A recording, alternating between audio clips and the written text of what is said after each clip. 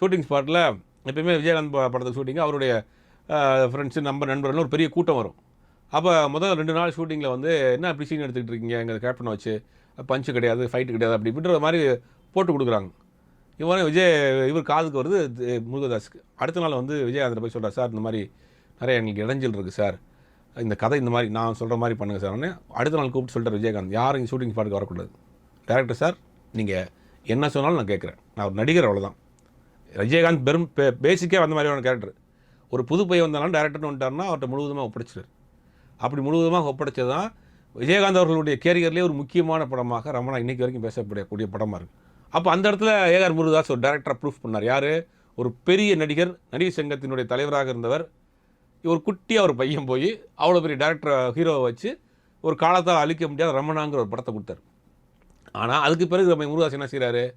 காலங்கள் மாற மாற என்ன செய்கிறாரு? நடிகர்களை நோக்கி நடிகர்களுக்காக கதை பண்ணுறது, நடிகர்களுக்காக ஸ்கிரிப்ட் பண்ணுறதுன்னு சொல்லி மாறி தன்னுடைய சுயத்தை இழந்து இன்றைக்கி என்ன பண்ணுறாருன்னா சிக்கந்தர்னு ஒரு ஹிந்தி படம் பண்ணி மிகப்பெரிய ஒரு தோல்வி படம். அந்த சிக்கந்தர் படத்தில் அவர் தரப்பில் தப்பு இல்லைன்றாங்க, ஹீரோ தரப்பில் நிறைய ரெஸ்ட்ரிக்ஷன் கொடுத்து ஏதோ குழப்பம் பண்ணியிருக்காங்கன்னு வச்சுக்கோங்க.